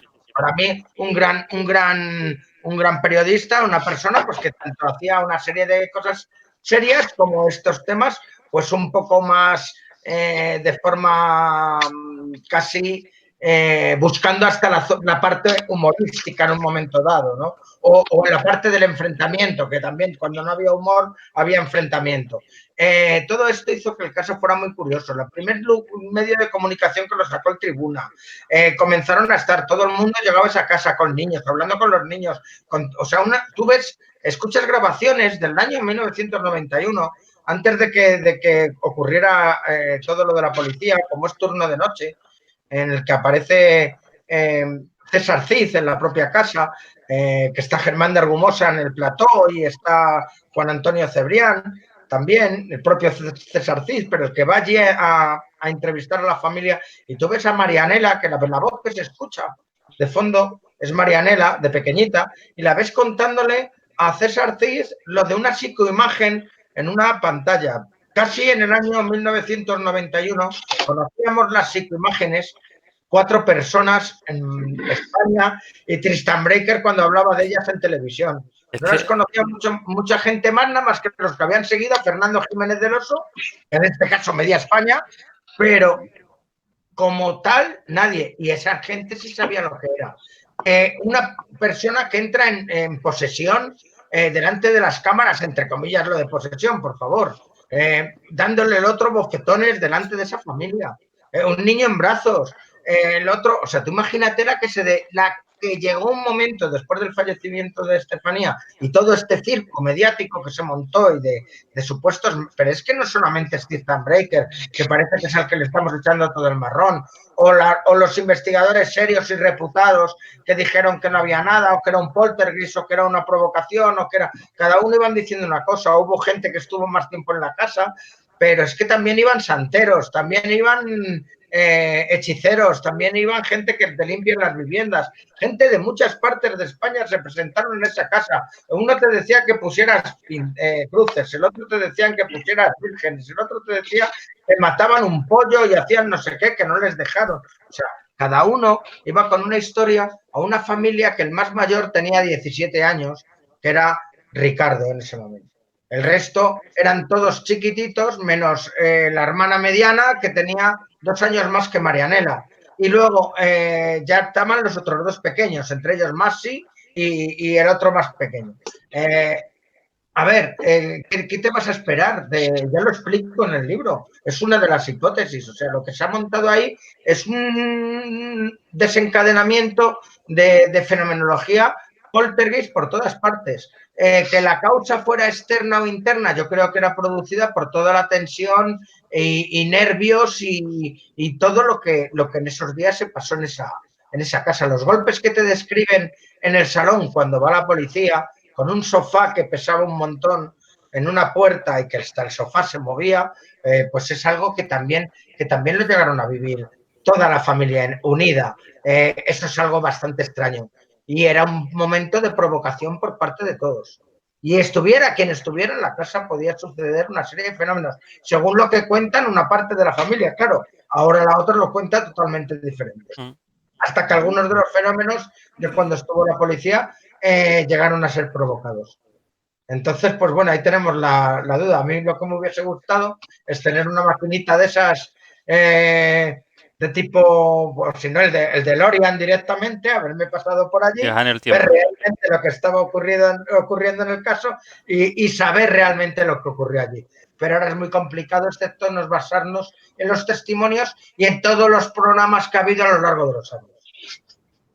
Nada más, no puedo hacer mucho más. Juan Miguel, volviendo a los edificios con su misterio, ¿no? De Madrid. Hay una casa llamada la Casa de las Siete Chimeneas, ¿no? La cual tiene su historia. Cuéntanos un poquito esta casa. Pues fíjate, es una de las primeras casas civiles una de las casas civiles más antiguas que se conservan en Madrid.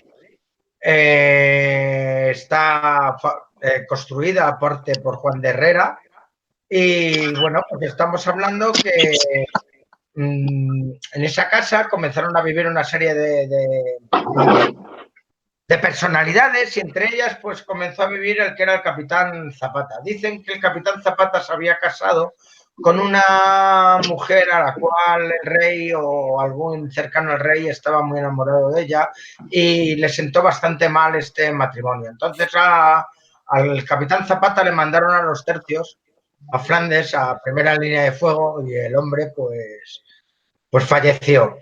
Intentó beneficiársela quien fuera realmente, si fue el rey u otra persona, y parece ser pues que al enterarse la pobre Elena, al enterarse que había fallecido su marido, la persona que amaba, pues se quitó la vida. Y desde entonces, pues decían que se aparecía un fantasma por la parte de la azotea de una mujer con un vestido blanco y que se ponía a darse golpes en el pecho, de rodillas, y hacer distintos aspavientos hasta que de repente en uno de esos golpes que se daba, pues parecía que desaparecía. También se habla de otra mujer que se ve paseando por las zonas de los sótanos y de un mayordomo que fue asesinado en las épocas del motín de Esquilache, que era quien vivía en esas épocas allí. Pero lo de la mujer tiene una curiosidad. Esta mujer, o tanto de Elena como la de la segunda leyenda del sótano, es que en unas obras de restauración y de reforma del edificio se encontró el cadáver de una mujer. De una mujer que tenía que rondar entre los 18 o los 25 años. Y lo curioso es que llevaba una serie de monedas de oro en la zona donde la habían entregado, que eran unas arras de matrimonio y eran monedas de las épocas de Felipe II. Ahí lo dejo, lo mismo era Elena o la de la segunda leyenda que te cuentan que era una mujer a la cual la obligaron a casarse con un mercader que tenía bastante confianza, con un mercader turco, además bastante desagradable, en todas las formas que os podéis imaginar, y le obligaron a esta mujer a casarse con él. Fue tal el asco que le dio a esta mujer el contraer matrimonio con el marido y con este señor y el tenerse que ir a la noche de bodas con él, que se quitó la vida. Y dicen que para no recordarla y no pasar el mal trago, pues la enterraron en el propio edificio con las arras del matrimonio para que nunca fuera vista y que la dieran como que había huido del marido. También hay otra parte que dice que la mató en la propia noche de bodas. Pero todo esto ya son leyendas. Lo que sí es verdad es que este cadáver y las monedas aparecieron en este edificio que pertenece actualmente al Ministerio de Cultura. A ver, Juan, yo voy a volver otra vez al expediente Vallega porque una de las porque es una de las cosas que más, una de las cosas que me encanta. Nada, no te preocupes. Son dudas que yo tengo y que han ido apareciendo a raíz de lo que has comentado antes. Se dice que es el caso más documentado por la Policía Nacional. Sí, el libro. Se dice que es el caso más documentado por la Policía Nacional. ¿Por qué se produce todo esto? Se dice que es porque hizo la Ouija, Estefanía hizo la Ouija. ¿Cómo se puede? Si antes no había nada, ¿cómo ahora de pronto empieza a ocurrir todo? El desencadenante es la Ouija, lógicamente. El desencadenante es la Ouija. A ver, Como un hay fenómeno cosas, poltergeist común, o sea, de todos, se desencadena en conjunto. pero no tiene por qué ser el desencadenante la Ouija si nos ponemos a analizar la situación fríamente. Es un detonante para el problema que comienza a padecer Estefanía. Pero desde el momento de la Ouija hasta que Estefanía sufre el primer ataque, De epilepsia. ocurren muchas otras cosas de supuesta. No, de epilepsia nunca fue. La madre tenía dictaminada epilepsia y por lo visto ella también, ¿no? No, nunca ha sido diagnosticada como tal. Estefanía nunca ha sido diagnosticada por epilepsia en ningún momento. La prueba la tienes en el parte forense, en el cual no te dicen un fallecimiento por epilepsia.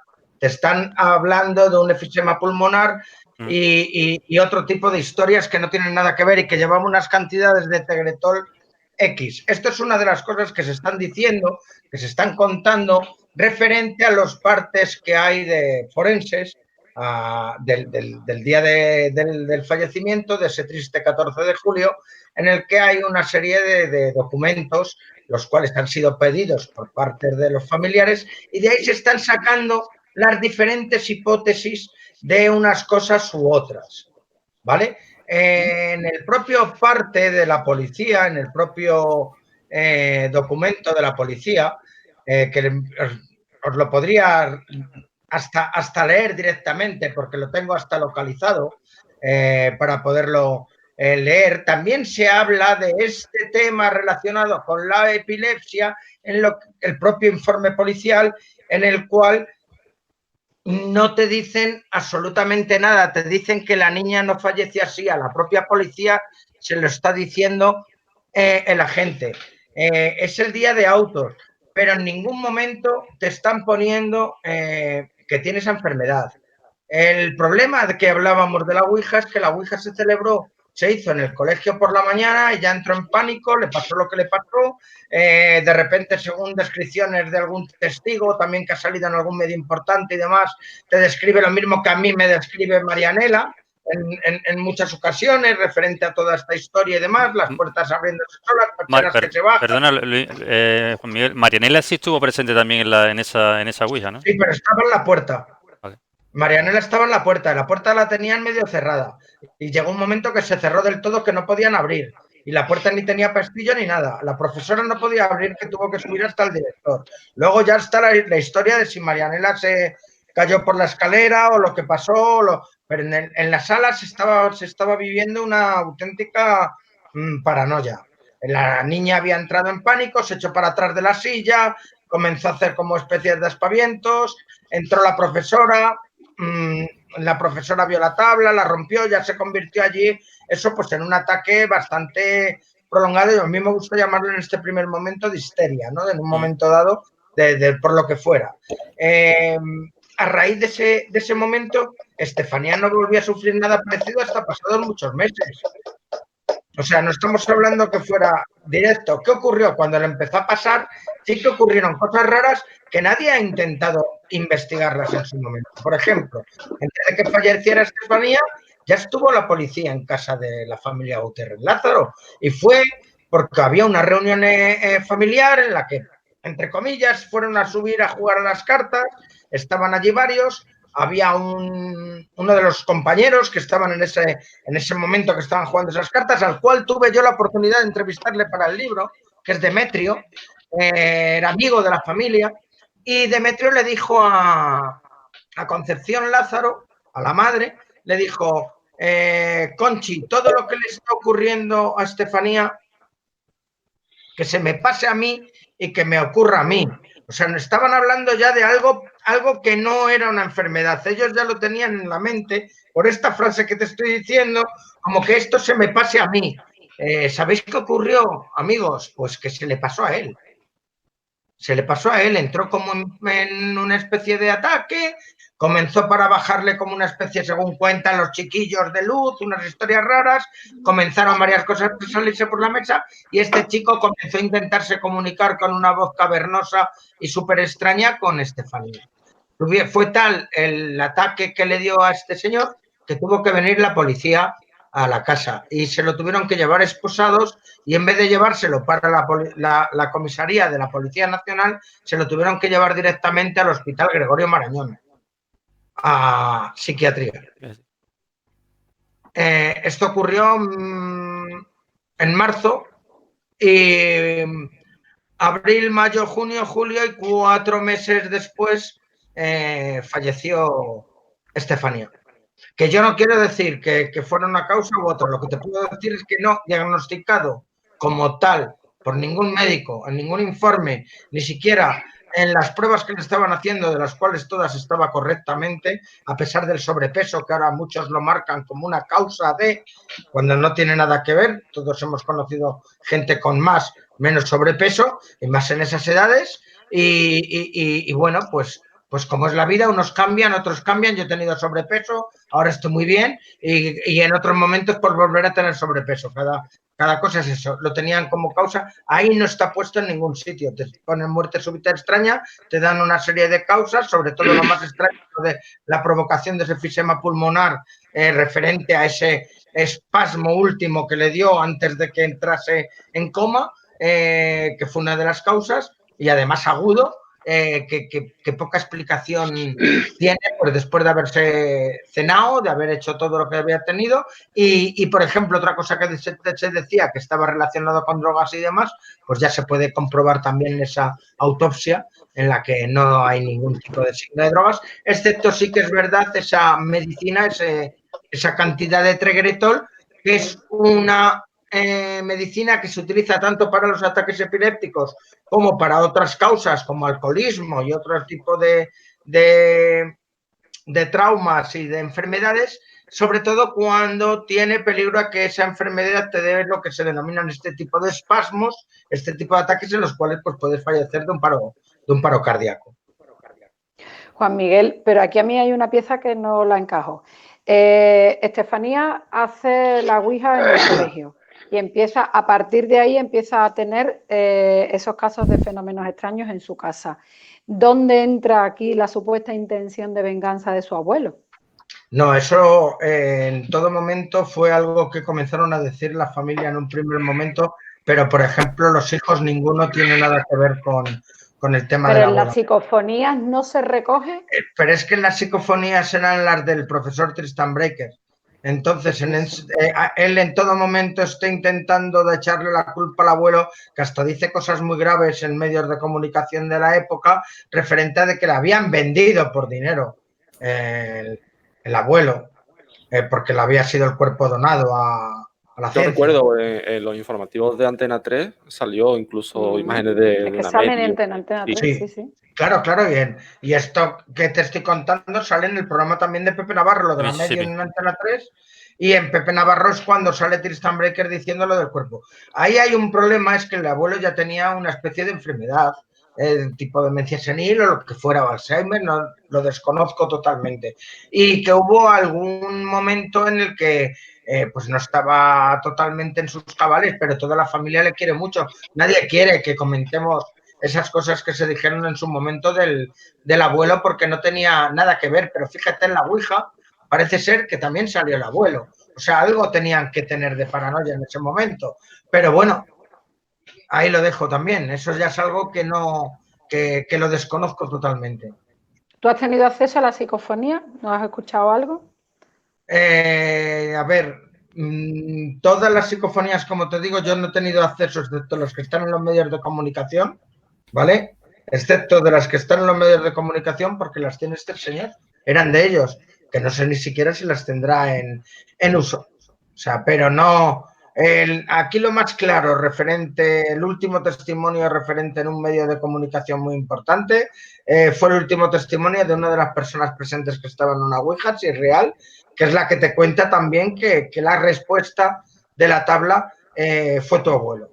Yo por parte de la familia, como te digo, no quieren que se le eche que hable mal del abuelo. Al tema del abuelo, porque era una persona a la cual yo, por ejemplo, Marianela, tiene unos recuerdos muy bonitos de él y le quieren mucho y no quiere que se lleve por ese lugar. ¿Dónde? Paso palabra. Pasa palabra. Paso palabra. Pues yo te voy a hacer. ¿Tú piensas verdaderamente que. ¿Tú qué opinas de la Ouija, Luis? ¿Con Miguel? ¿La consideras un juguete peligroso? Porque en aquella época se llegó a vender inclusive en estancos, se vendió como juguete en juguetería. ¿Qué te parece la A ver, Ouija? Creo la que Ouija, Cefa Toy creo que la tiene como ¿Eh? juego de mesa. Cefa Toy creo que la comercializó como juego de Sí, la mesa. comercializó. y aquí borrás, Borrás. Borrás. Sí. aquí borrás, pero comercializadas actualmente tienes 800.000 tiendas donde tienes Ouijas por todas partes. La Ouija sí sola no hace nada. Yo, por ejemplo, voy a mover un momento el ordenador. Mira, queda muy bonita de decoración. Ahí la tenéis. Ahí la tenemos. Tenemos una. Tengo un círculo mágico por ahí que lo quiero colgar por ahí detrás. Y bueno, como sí sola, a mí me atrae bastante. Es todo lo relacionado pues con el supuesto contacto con el más allá, sea real o no, pues siempre me ha atraído desde muy jovencito. Pero lo que me ha demostrado la Ouija es que es peligrosa, según para quién. Es un poco, yo lo comparo con el consumo de drogas o de un tipo de drogas relacionadas sobre todo con drogas psicotrópicas. Puede llegar a afectar mentalmente a ciertas personas, puede llegar a afectar mentalmente. Hay fenómenos que pueden producirse alrededor de la sesión y de los que están presentes y ni siquiera también a los que están viendo o mirando, que en muchas ocasiones no tienen ningún tipo de explicación y se forman una serie de constantes o alrededor en ocasiones que a la gente le puede llevar a un punto bastante alterado de conciencia. Entonces, si la persona que está presente en el mal llamado juego de la Ouija se sugestiona demasiado con las respuestas que está dando o no hace las preguntas adecuadas, puede llegar a tener un problema mental. Y a lo mejor esa enfermedad que estaba ahí latente y que todavía no se había despertado, se despierta en otro tipo de problemas mucho más acentuados y mucho más relacionados con la psiquiatría de lo que mucha gente cree. Y eso lo puede hacer tanto la Ouija como lo puede hacer otro tipo de prácticas relacionadas con el espiritismo o el propio contacto, incluidas las propias psicofonías, que hay gente que se llega a emparanoiar con ellas y hasta el sonido de la cafetera le están comunicando algún tipo de mensaje, porque eso lo he llegado a ver yo, o sea, he llegado a conocer a alguien así que me contaba cómo la cafetera se comunicaba con él por la mañana, o sea, esto ya llega a ser bastante peligroso, suena un poco a chiste, pero bueno. La mía no, oye. La mía La mía tampoco. tampoco. La mía solo cuando ya está caliente está preparada para servir, pero luego ya está. Juan Miguel, he leído sobre testimonios que aseguran que Satanás está en la Puerta del Sol, entre sus paredes.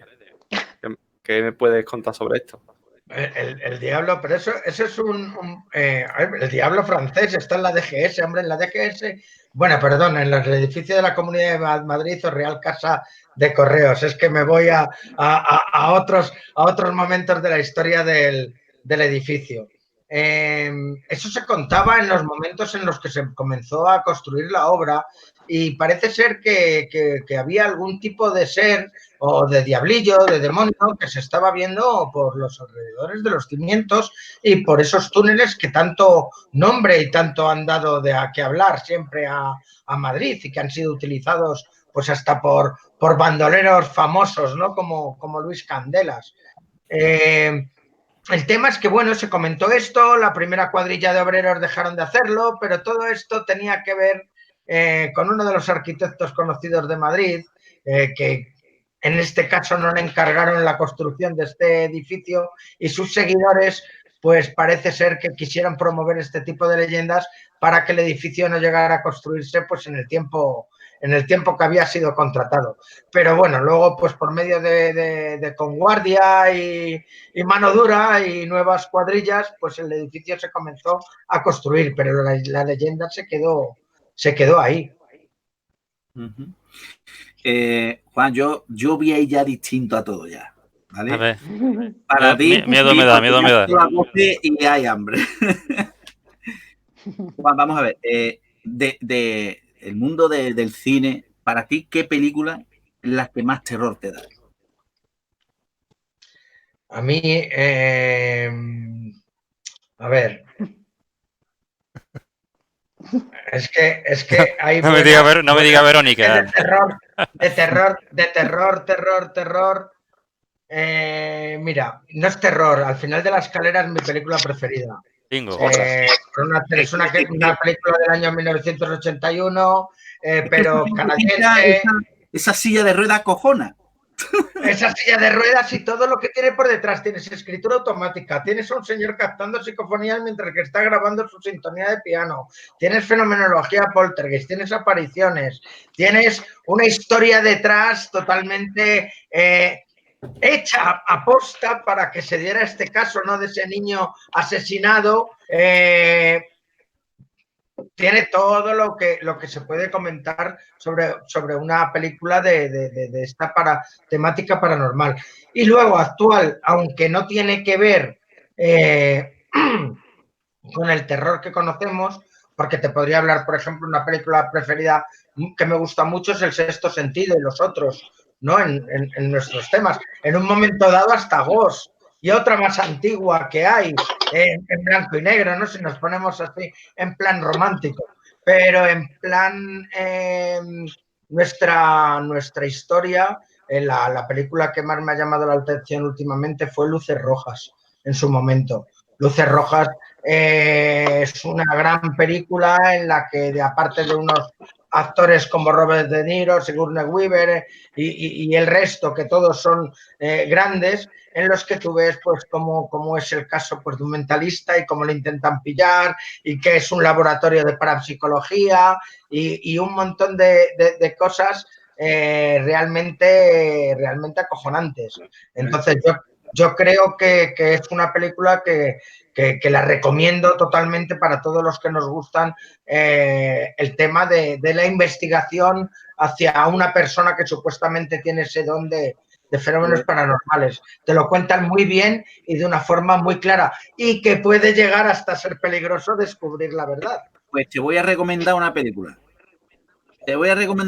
Se llama La Hermandad. Es española, es nueva y está muy bien.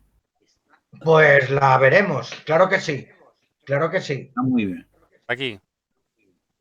Juan Miguel, un programa de radio que te guste, que el que más escuches. Pues en su momento, y es que lo sigo escuchando, la antigua Rosa de los Vientos, de Juan Antonio Cebrián. La antigua Rosa de los Vientos. La antigua Rosa de los Vientos de Juan Antonio Cebrián.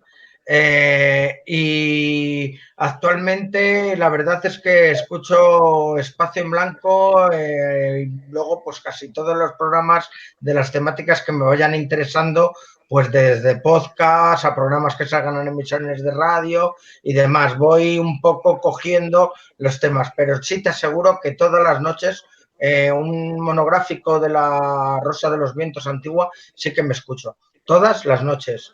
Alguno de 15, 20 minutos, con la voz de Juan Antonio Cebrián. Es como si fuera mi encefalograma plano para ese momento de dejarme con la relajación para encontrar el sueño. Sigo escuchándole. Estoy contigo. ¿Dónde? Tu última pregunta, si la tienes. He escuchado cuando estaba hablando de Juan Antonio Cebrián, he escuchado, no lo sé, será a lo mejor, es que no lo sé, si entre nosotros puede ser factible, lo será, he escuchado, correcto, cuando he hablado de Juan Antonio Cebrián. He escuchado algo, luego lo sabinemos, ¿no? He escuchado, correcto.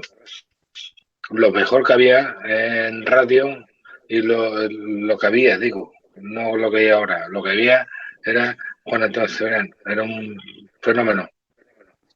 Yo para mí Para mí sí, el mejor. Sí. Perdón, voy a hacer un inciso. Porque la otra vez estuvimos con Fran Recio. Y recuerdo que estaba yo con mi camión trabajando, tan, pam, pam, pam, pam, y me puse a escuchar un programa de Miguel Blanco, El Espacio en Blanco. Perdón que tengo una ronquera que no puedo con ella. y le hicieron una entrevista a Fran Recio en el programa ese de Miguel Blanco. De Miguel Blanco.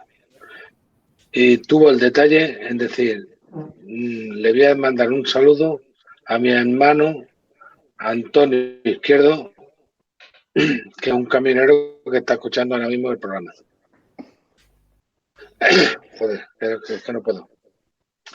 Me estoy emocionando, pero fue así. Y el otro fin de semana no puedo hacerlo, y hoy quiero agradecerle a Fran Recio ese detalle que tuvo conmigo. Hace ya por lo menos 5 o 6 años. Lo que tienes que devolverle el carajillo que le debe, anda. 5 o 6 años. No. Bueno, Paco, pero es así. vamos a ir terminando, ¿vale? Que Vale, ya va siendo venga. hora. Juan Miguel, nada, como siempre, agradecerte tu amabilidad, que hayas estado aquí con nosotros. Yo estoy seguro que a todos los compañeros se nos quedan muchas preguntas. A mí se me queda entre otras el castillo de Cañete, me queda hablar contigo del Hotel Cat, de la calle Cañizares también, que me explicaras un poquito, pero bueno, en otra ocasión seguiremos para no torturarte en exceso, y te prometemos que la próxima vez no te preguntamos sobre Estefanía. Que yo creo que ya está un poquillo harto seguramente. No, hombre, sí, está bien. Lo que pasa es que yo poco puedo hablar del tema personal de cada uno. Simplemente puedo hablar de lo que es mi parte, que es de la que entiendo bastante mejor. ¿Cuántos kilómetros haces con Lu al cabo del día por los campos? Luis Miguel, ahora que la estamos viendo por ahí detrás tuya. ¿Cuántos kilómetros Pues haces más o mira, menos? Normalmente cuando hemos estado sin confinamiento estoy por los 14 o 15 kilómetros en una de las salidas que hago. Pero ahora yo calculo que unos 5 o 6 en uno de los viajes, más o menos, y todo el rato sin moverme a 1 kilómetro de la redonda del pueblo. ¿Y te sigue queriendo ¿Y te sigue queriendo? Pero si es ella. ¿La tiene en forma o te tiene ya en forma a ti, no? Vale. Me tiene ya en forma a mí. Lo que pasa es que yo ya lo que hago para intentarla cansar es meterme por alrededor del río, que siempre tiene muchos desniveles y muchas rocas de subida y bajada, pero al final el que me canso soy yo. Me voy a tener que ir contigo para allá y con Candela, a ver si lo cansamos entre los tres. Que, oye, que lo dicho, que agradecido por tu presencia y por estar aquí con nosotros, y que quedamos en otra ocasión y a ver si nos podemos ver prontito, bien por Madrid o por aquí, por Sevilla, ¿vale? Por supuesto. Un abrazo. Un placer y Un abrazo. un fuerte abrazo para todos vosotros. Ha sido todo un placer el haber estado con Muchísimas gracias. Muchas gracias. Chao. Chao.